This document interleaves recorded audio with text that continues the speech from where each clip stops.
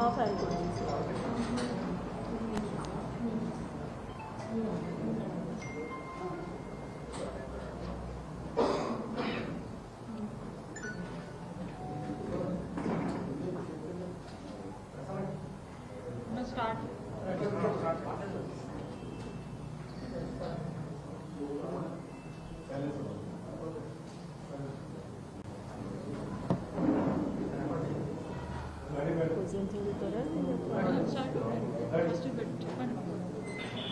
అడుగుతారా ఏం కావాలో నేను చెప్పండి.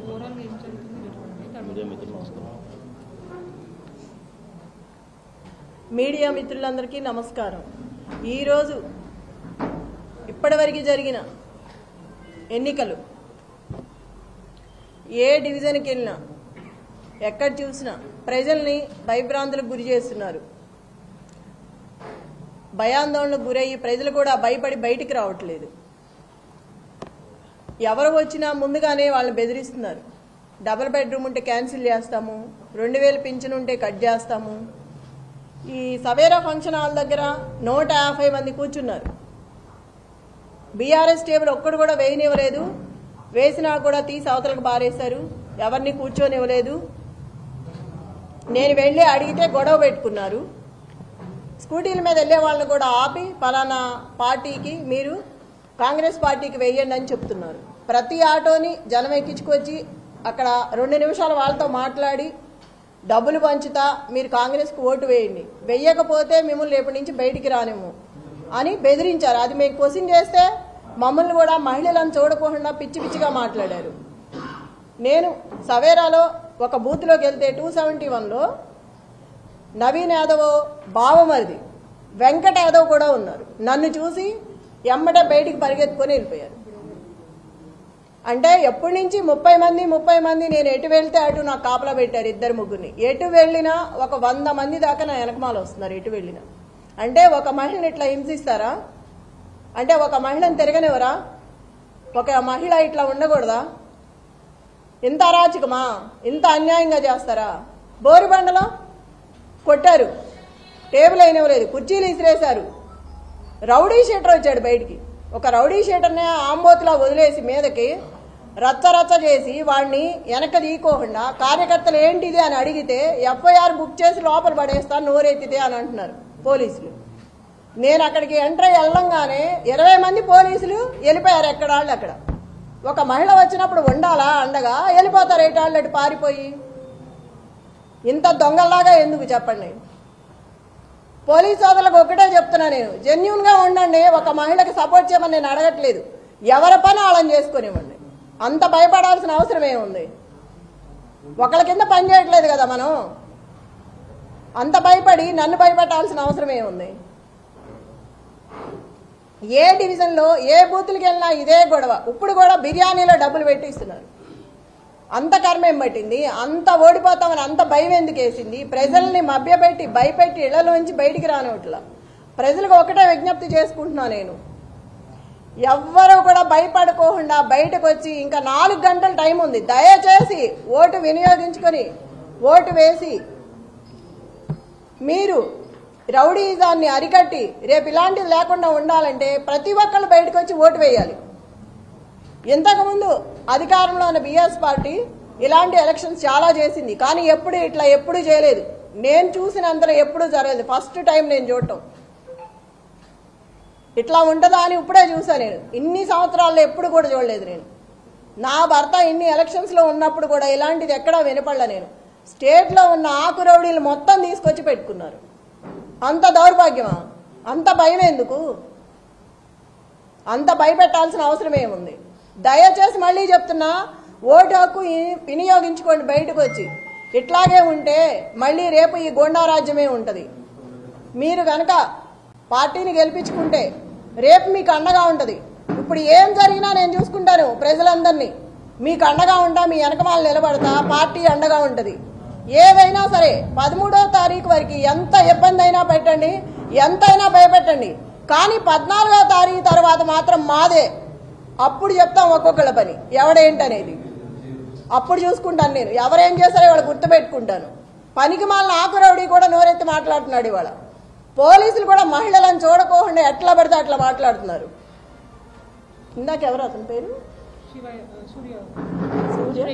సురేష్ యాదవ్ ఎంత వల్గర్గా మాట్లాడుతున్నాడు అంటే లేడీస్ అనుకోండి లేకుండా పిచ్చి పిచ్చిగా మాట్లాడుతున్నాడు.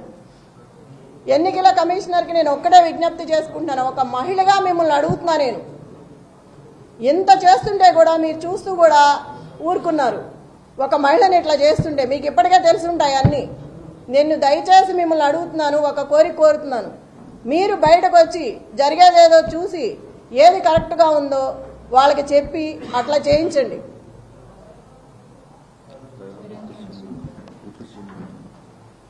ఈ బట్టి విక్రమార్క మొత్తం జూబ్లీ హిల్స్ అంతా రౌండ్లు వేస్తున్నాడు. అవసరం ఏంటి?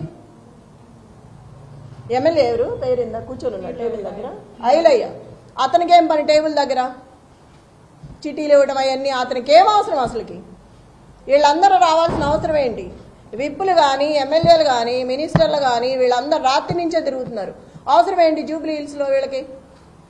లోకల్ నాన్ లోకల్ మాట్లాడుతున్నారు. మరి రజియా ఇంటికి వెళ్ళి బోరుబండ్లో సైట్ 3లో ఆ అమ్మాయి కూర్చుందని గట్టిగా మాట్లాడుతుందని ఇంటికి వెళ్ళి గొడవ చేశారు రౌడీల్లాగా పోలీసులు.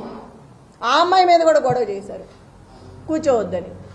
టేబుల్స్ ఇవ్వట్లా, కుర్చీలు ఇవ్వట్లేదు. ఆ టేబుల్స్ తీసుకొచ్చి పోలీసులు సందు చివర 3 అడ్డం పెట్టుకున్నారు. అవి ఎవరికి అవసరం? వాళ్ళ దగ్గర లాక్కొచ్చి మీరు ఎందుకు వేసుకోవాలి?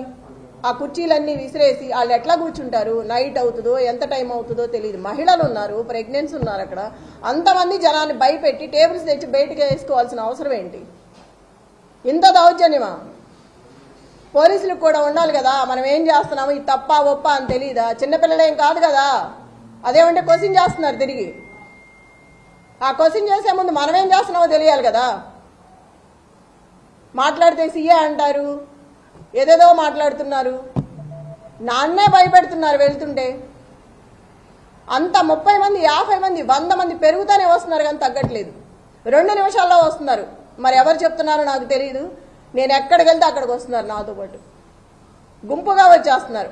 పోలీసులు కానీ రౌడీలు కానీ ఆ చుట్టూ ఉన్న జనం కానీ. ఎదుగో ఇప్పుడే వచ్చేటప్పుడు చూసా 150 మంది కూర్చున్న టేబుల్స్ నేను గొడవ చేసి వచ్చానని ఒక 6 నుంచి మిగతాయి తీసేశారు. ఇప్పుడు వస్తా చూసాను ఈ కార్లో. ప్రతి చోట ఇలాగే ఉంది. మేము ఇక్కడి నుంచి అవతలకి వెళ్తే ఇక్కడ మొదలు పెడుతున్నారు, మళ్ళీ అటు నుంచి ఇటు వస్తే అటు మొదలు పెడుతున్నారు. ఎన్ని చోట్ల నాపుతాం, ఎంతమందిని నాపుతాం?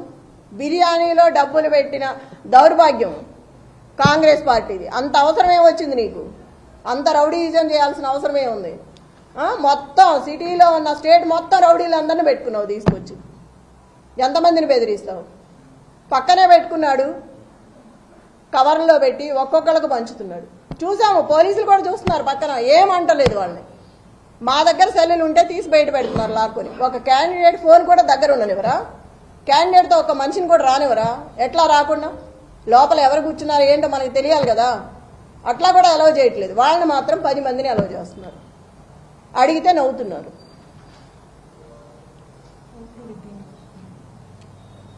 రిగ్గింగ్ చేస్తున్నారు. ఇప్పుడు వచ్చే ఆ మహిళను కూడా కరెంటు బిల్లు తీసుకురమ్మని వెనక్కి పంపించారు. ఎంత అన్యాయం! భయపెట్టి కరెంటు బిల్లు అవసరమా మనకు ఓటేయటానికి? మా అమ్మాయికి తెలియదు, అమాయకురాలు నిజమే అనుకుని వెళ్తుంది కరెంటు బిల్లు తేవటానికి. ఎంత అన్యాయం కదా. ముసలి వాళ్ళని వీళ్ళందరినీ ఇబ్బంది పెట్టి 19,000 ఓట్లు ఉన్నాయి యూసఫ్గూడలో సవేరా ఫంక్షన్లో.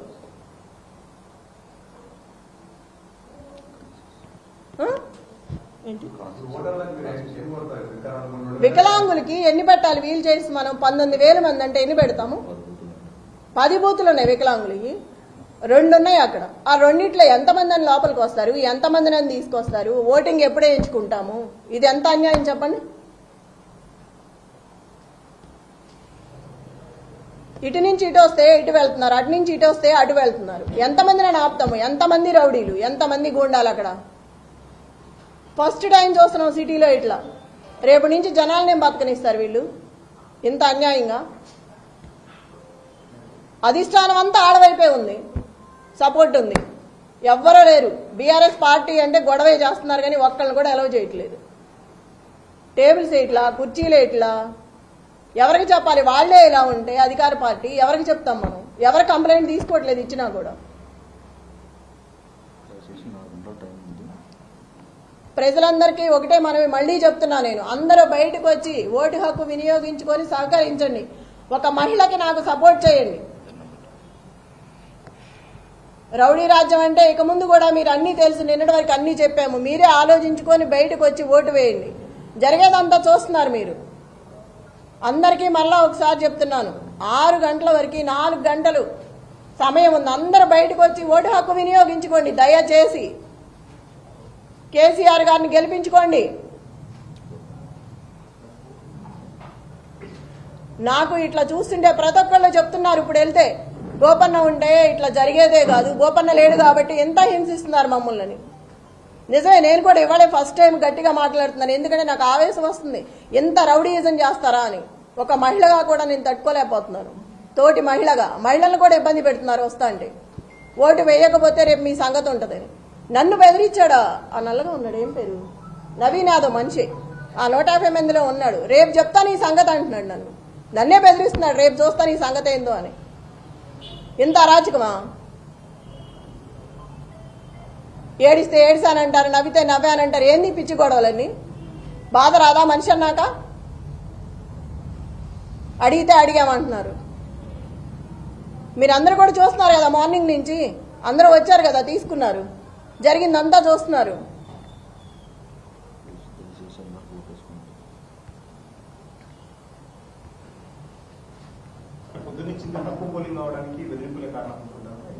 తప్పకుండా ఈ బెదిరింపుల వల్లే జనాలు బయటికి రావట్లేదు. రేపు ఇంటికి వచ్చి ఏం గొడవ చేస్తాడో, మమ్మల్ని బెదిరించి వెళ్ళాడు, ఇప్పుడే రావాలంటే భయంగా ఉంది బయటకు అని చెప్తున్నారు ఒక్కొక్కళ్ళు. నేను అక్కడికి కనపడిన మహిళలందరికీ చెప్తున్నాను, భయపడొద్దని. ఎంతమందినని మనం చెప్తాం కదా, ఇంత రౌడీజాన్ని చూసి ఫస్ట్ టైం వాళ్ళు కూడా భయపడుతున్నారు.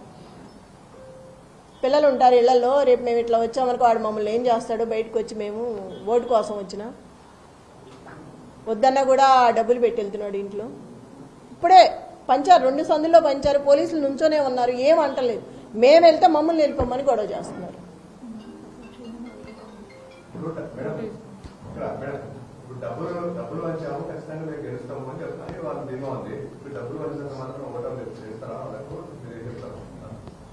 ఓటర్లు చాలా తెలివైన వాళ్ళు ఎటు వేయాలో వాళ్ళకి తెలుసు. కానీ భయపెట్టి బెదిరిస్తున్నారు కాబట్టి వాళ్ళు భయంతో బయటికి రావట్లేదు. ఇక డబ్బుల సమస్య కాదు, బెదిరింపు, గోండాయిజం, రౌడీ రాజ్యం, ఇది దానికి భయపడుతున్నారు జనాలు. ఒక మహిళగా నన్ను బెదిరిస్తున్నారు. ప్రతి ఓటరు దయచేసి బయటకు వచ్చి ఓటు హక్కు వినియోగించుకోండి. ఎవరికి భయపడాల్సిన అవసరం లేదు. మీకు అండగా నేను ఉంటాను. ఏ ఆపద వచ్చినా నాకు ఫోన్ చేయండి, మీ దగ్గరకు వచ్చి నేను నిలబడతాను. నేను మీకు అండగా ఉంటాను, పార్టీ అండగా ఉంటుంది. ఎవ్వరు భయపడద్దు.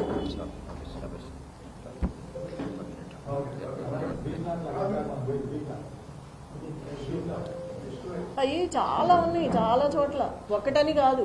ప్రతి డివిజన్లో వెళ్ళిన చోట ప్రతి బూత్లో ఉంది. ఒక బూత్ అనేం కాదు, ప్రతి బూత్లో. Thank you.